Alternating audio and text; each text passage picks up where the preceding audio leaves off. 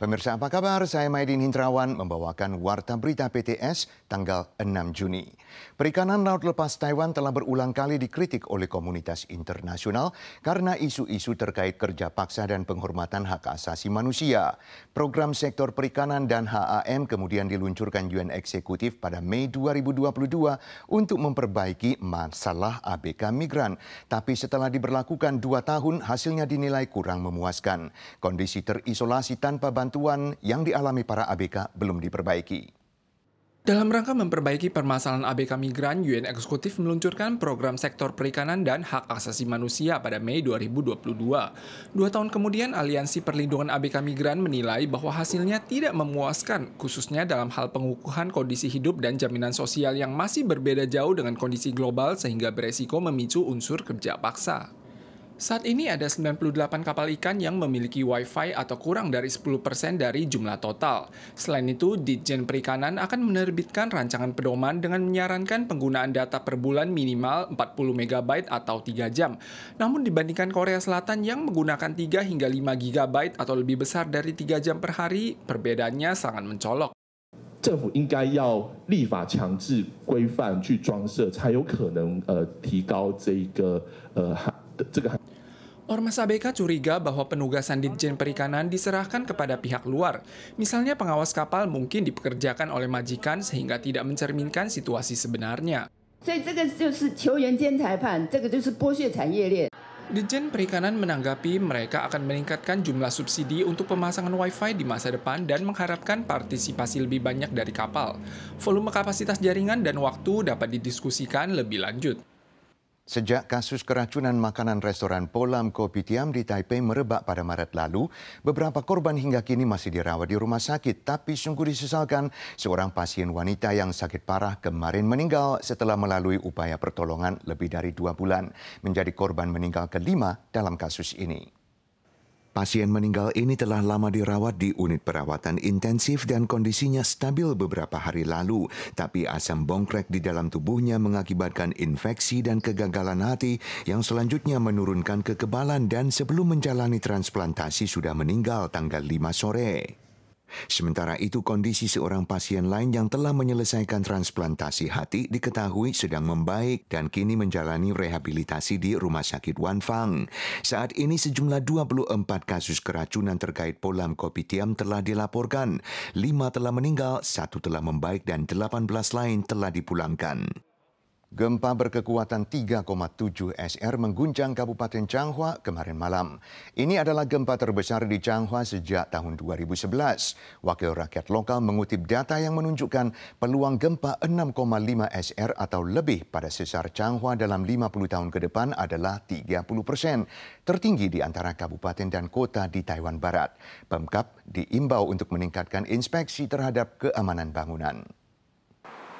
Gempa 3,7 SR terjadi di Kabupaten Changhua tanggal 5 pukul 9:20 malam. Epicentrum gempa berada di jarak 4,4 km arah barat Balai Pemkab pada kedalaman 21,9 km. Changhua telah dilanda 13 gempa sejak 2011. Gempa kali ini merupakan yang terbesar. Pusat Seismologi menyatakan bahwa ini merupakan tanggapan tekanan pada zona rekahan geologis. Tidak ada kelainan dari apa yang diamati saat ini dan tidak ada hubungannya dengan sesar Changhua yang berada di sekitarnya.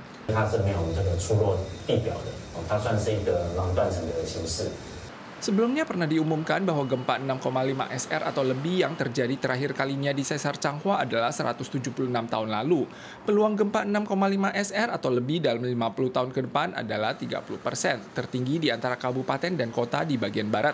Apalagi sesar Changhua melintasi daerah padat penduduk, termasuk balai Pemkab dan rumah sakit. Maka perlu dilakukan inspeksi terhadap bangunan institusi inti dan tua yang berbahaya. 所以当这样的断层如果真的发生错动的话，影响的人口跟这个相关的建物也会非常的多。 Pemkab Changhua menegaskan gedung-gedung pemerintah di zona sesar telah diperkuat dengan sarana tahan gempa. Sejauh ini evaluasi awal terhadap 152 gedung telah selesai. Evaluasi gedung akan terus dilakukan terhadap hunian di atas 6 lantai yang dibangun sebelum gempa 921. Gempa bumi telah membuat Gunung Yushan menjadi lebih pendek. Menurut data terbaru setelah gempa 7,2 SR mengguncang Hualien pada awal April, ketinggian puncak Yushan mencatat penurunan 5,2 cm dibandingkan tahun lalu. Menurut data pengukuran melalui penentuan posisi satelit Mei lalu, Pusat Survei dan Pemetaan Tanah Nasional NLSC mencatat 3.952,433 meter sebagai ketinggian puncak Yushan, berkurang 5,2 cm banding November tahun lalu.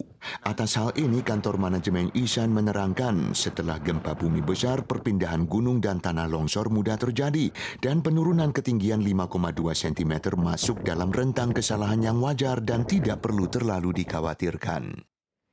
Kolom kelima adalah istilah untuk menyebut kelompok spionase yang mengadakan pengintaian dan sabotase di negara musuh.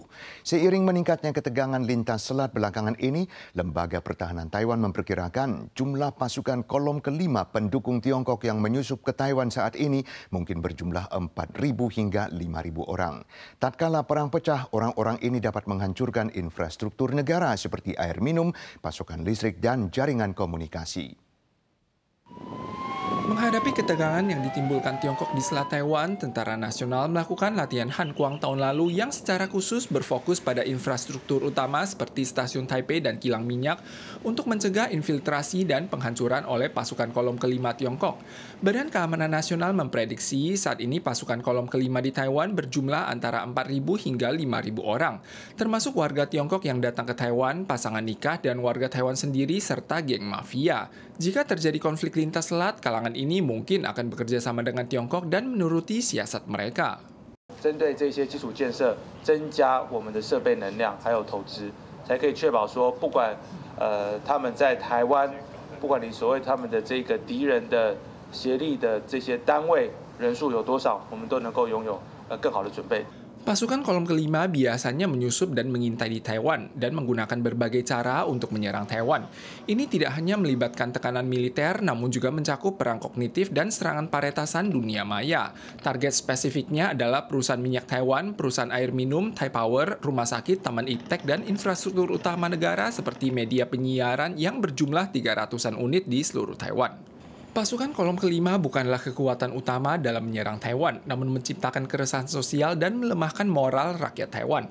Kantor Keamanan Negara juga telah meluncurkan latihan tanpa naskah untuk memperkuat kemampuan tanggap darurat dan perlindungan dalam menargetkan paritas dunia maya dan pasukan kolom kelima yang mungkin akan menyerang lembaga pemerintah dan TSMC. Pemirsa, sekian Warta Berita dari PTS. Kita sua lagi di lain kesempatan. Sampai jumpa.